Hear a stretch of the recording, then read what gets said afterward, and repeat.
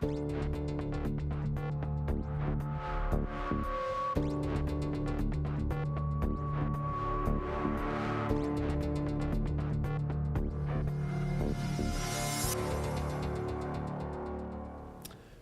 to Tough Talk. I'm your host, Paul Taros, and today my guest is Scott Merian, who is an active member of RockN'Resources for heroin and opiate awareness. Welcome, Scott.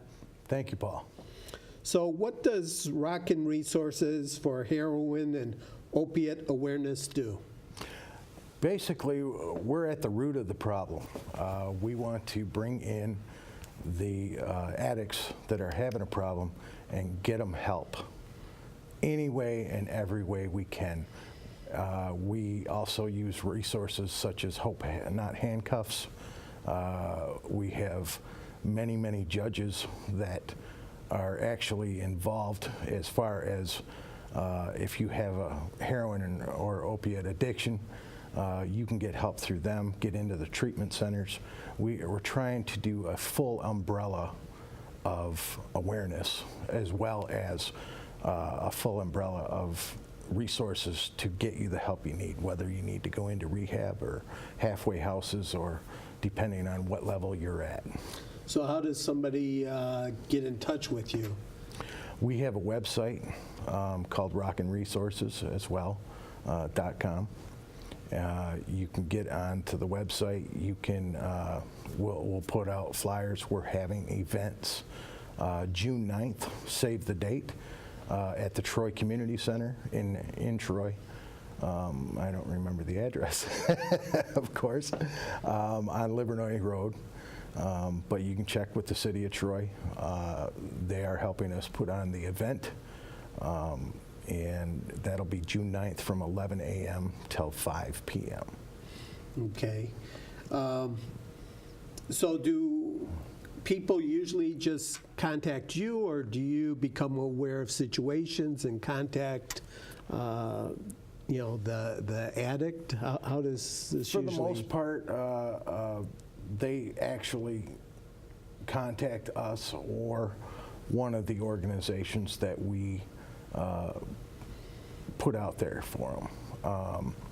We did do last year in Helmage Park in Warren, and from what I understand, there was a few addicts that showed up there that did get help and got them off the street. And it's a free zone. There's nobody going to be arrested if they come there and they're using. You can drop off your opiates as well into the Taros bags, which actually destroy the opiates, so that they're not going into the sewers and all that system. Mm-hmm. The best thing I can tell you is everybody is behind this. We want to help. And through music, our main source is Christian rock as well as other rock and roll. We believe that that's the attraction. We can have a good time and try to get help for our problems. So that's where the RockN'Resources came from. That's where it came, right? RockN'Resources. We're going to jam them out, and hopefully it's like the Pied Piper and draw them in. Okay. Who started this organization? Darren Burgess. Darren's a EMT. I'm probably overstepping my. He's the president of RockN'Resources, and his wife, Cheryl Burgess, is the vice president. They are fully involved. They started this because of some personal friends of ours. We lost two very close friends to this epidemic, and we're tired of it, and we need to step up. Everyone needs to step up and say, hey, there is a big problem, and we need to get the people involved. Okay. Now, this has touched you too, right? Absolutely. Would you care to share that story? Sure. With us? My oldest stepson and his girlfriend had a problem. I have since stepped in. They are out of the picture now, but I ended up adopting my 4 granddaughters, who are now 7, 6, 4, and 3. Wow. So that's had a huge impact on our life, my wife and I's. I couldn't do it without her. I'll let everybody know. She has stepped up as well, and it's a sad situation, but it's bittersweet. We ended up adopting all 4, and we're going forward and making sure that they have a decent life. And that's about all I can. Well, that's very commendable, and I guess it shows that this problem just doesn't affect the user, but family members and friends and. Absolutely, everybody around it. It touches all walks of life, and when it touches one life, it touches everybody's life. I've seen it affect aunts and uncles and cousins. It's not a small epidemic. It's bigger than most think. It's not just the user that has the problem. Okay.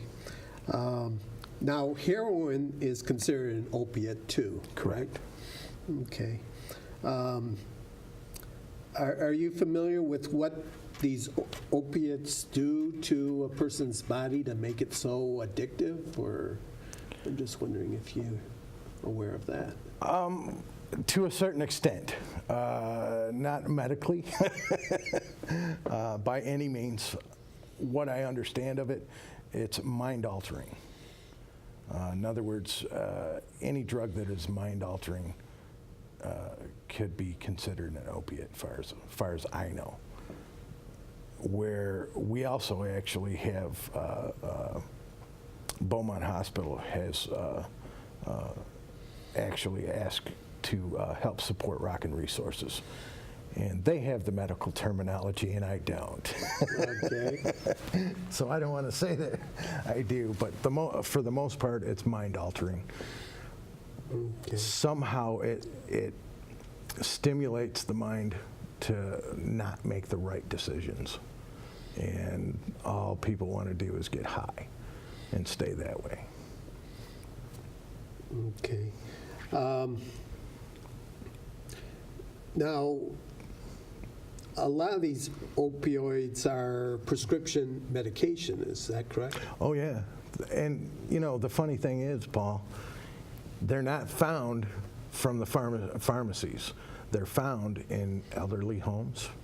And actually, I'm a realtor as well. I don't know if you know that. But when we go to list a home, we tell the clients, lock up all your medicines. Oh, wow. Because when we're showing a house, some people are opening medicine cabinets and they're taking medicines. Wow. So it's very, very, they have found ways to find whatever drug they need. Mm-hmm. So I gotta embellish on that. Lock up all your opiates. I know some people don't think about it, but Vicodin is an opiate. There's hydrocodone. That's Vicodin in a different form, but it's an opiate. And there's other ones that I think Valium and some other ones. I wish I had the list, but that's why, unfortunately, my president and vice president weren't here today, and they do have the terminology more than I do. Okay. Do you think the drug companies have contributed to this problem by making their medication so strong and addictive? I don't want to lay blame, Okay. but I think we all feel that way. Although they made a product that they felt was going to help. I don't think they realized the outcome. And that needs to change.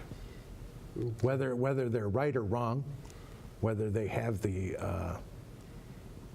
ethical or moral standard of why they made that drug, they absolutely need to change it. Okay. Now, there's fentanyl, which is 50 times stronger than heroin. And then there's a carfentanil, which I believe is an elephant tranquilizer, which is 5,000 times more powerful than heroin. And oftentimes, especially with fentanyl, they cut heroin with fentanyl, which, if you're buying something that you're not, you think maybe it's, 50% pure heroin or whatever, 10%, but all of a sudden there's some fentanyl and they're making it much stronger, it can easily result in an overdose. So with that in mind, do you think maybe it's worth considering making these drugs legal so that people who buy it know of the purity and, it's not being laced with these dangerous drugs? I don't believe so. No? Not with the narcotics. I understand that with medical marijuana, but specifically with the narcotics that are prescription drugs, I don't think legalizing, or the fentanyl, I'm sorry. Well, I'm talking about, let's talk about heroin. Yeah. Because right now, obviously, that's illegal. Absolutely. And, doctors aren't prescribing it. But, drug dealers are cutting the heroin with sometimes fentanyl. To make a bigger profit. Well, to make a profit, increase the high, but, some unsuspecting person, because now it's much more powerful, it can result in an overdose. No, I think we should quit manufacturing it, period. Quit manufacturing. Fentanyl. Okay. Or heroin. I mean, they manufacture it. If we can stop them from manufacturing it, that would probably be the best for everyone. Okay. Well, I mean, heroin's being smuggled in here illegally. Absolutely. And they haven't been successful in stopping that. So we need stronger borders. Okay.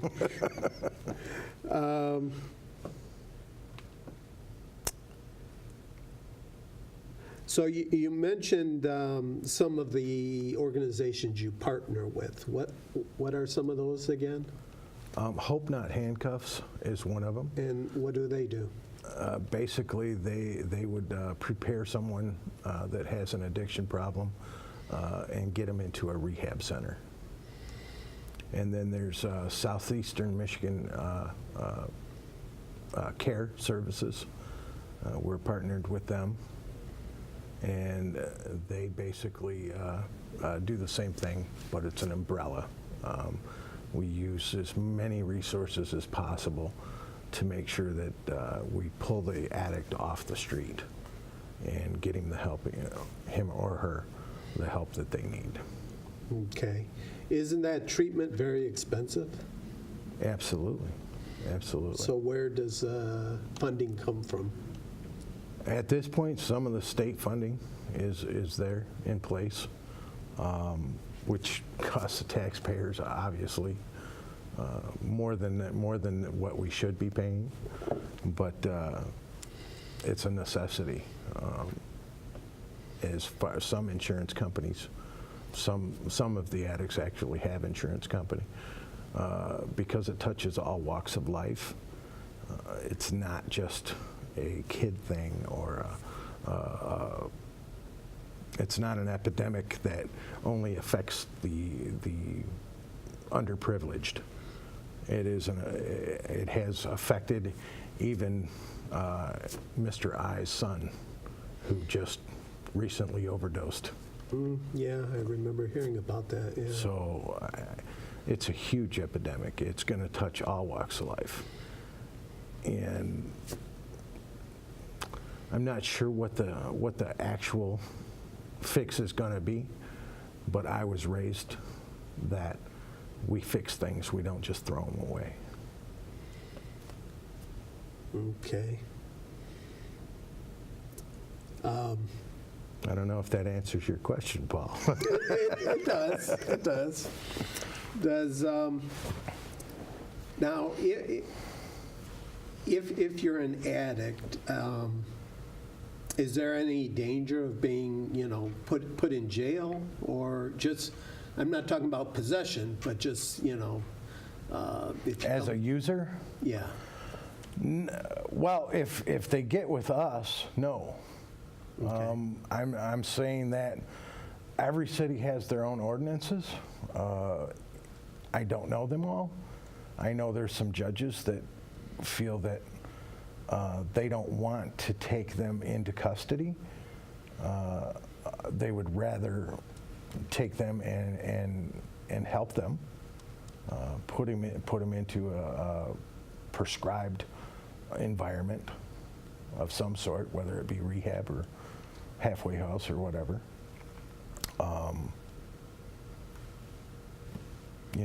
There's other judges that, yeah, they're going to put you behind bars to save your life, not to hurt you.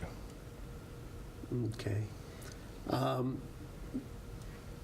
know you're not a doctor, but do you have any idea how long it takes somebody to, get off the addiction, to go through rehab? Well, I'm not, but I am a recovering alcoholic and addict for 28 years. Oh, wow. And any day, I could go back. God says I'm not going, but to reveal that and let you know that any day could absolutely be your last day. I have a lot of power and friends behind me that keep me on the straight and narrow, I guess. And I've got a full program to help me do that. So as far as getting off, I don't know all the ins and outs of how long the drug actually takes to get out of your system. I've heard mention of 48 hours, 24 hours. As far as I'm concerned, your mind is messed up for life. So it's a life problem. It's not going to go away.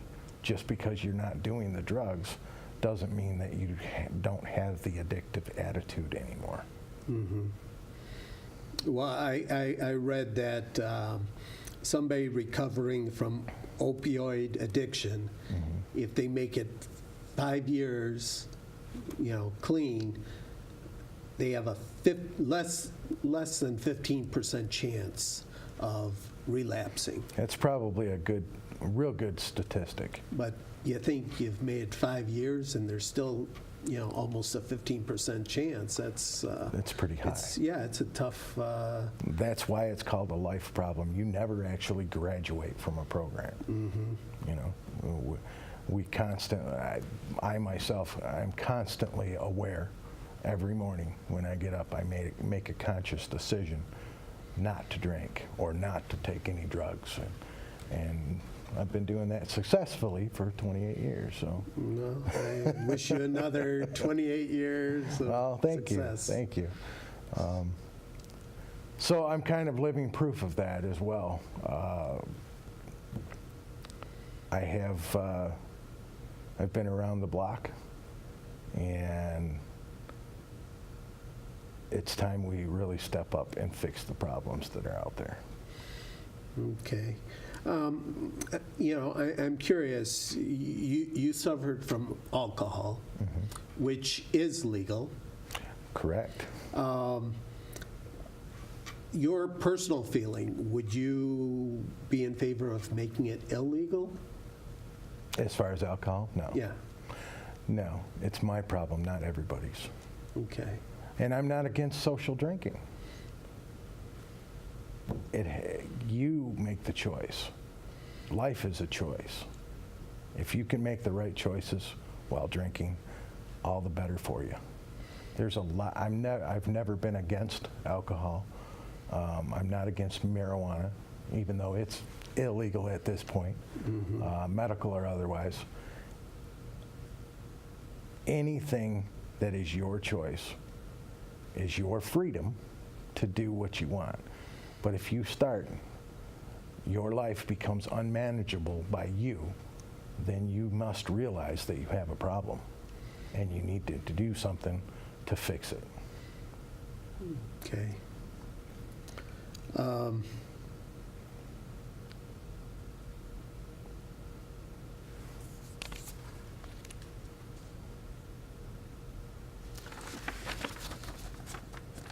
Now, getting back to the, opioids, or, well, let's say heroin being illegal, because obviously there's a lot of prescription drugs that they're legal as long as you have the prescription. But there's a lot of people who get these prescription drugs illegally, and, it's illegal for that. But, so let's just talk about heroin for a second. Do you think that heroin being illegal is pushing people into the shadows and preventing them from, getting the treatment they need? I haven't seen that personally. I have not seen that. I would say that is a good question. Whether it be a little intrusive, I don't know. It would be. I don't think people are afraid of the law if they're breaking it anyway. They're really not. Would they like to be locked up? No. Is that what they're afraid of? No, obviously. If they were that afraid, they wouldn't be doing it. They know it's illegal. They understand that they could be arrested for using or purchasing or distributing. So I don't think the law is enough to put fear in them to stop. It's not about making more laws. It's about educating them on what the effects and what the consequences are going to be. Okay. What area does RockN'Resources cover? Is it Oakland County or? Well, since we're new, we started 2 years ago in February, so not even 2 years ago yet. And Macomb and Oakland are the only places that we've done events. Well, actually, we haven't done the one in Oakland yet. So we're trying to expand, and we need all the help we can get. So if you know somebody, we need a secretary right now, because ours just had some issues, and she actually got a better job. So, which we're volunteers, so anything that makes money is better. We need help every which way, and if you have time, donate your time. It's a worthy cause. Like I said, June 9th at the Troy Community Center, come meet us. There's a great bunch of people that are going to be there. And what's going to be taking place there? We'll have 4 bands, Oh. and we'll have 4 speakers, all the way from Oakland County executives, all the way to, and Mike Getz, who is a prosecuting attorney. I believe there's a couple of recovering speakers as well. And of course, I don't have those names in front of me. I wish you would have pulled those out, Paul. I would like to mention them because they are very good speakers. And Cheryl if Cheryl was here, she would have those names right in front of her. Okay. But Now, is there a cost to attend this event, or? no cost at all. Walk-ins are welcome, basically. And actually, I can pull up our. I did send you a flyer, did I not? I probably did. Let me pull up that flyer because I really want to mention their names and properly. Okay, well, we just have a couple minutes left, so hopefully you can pull Okay. it up. Real quick.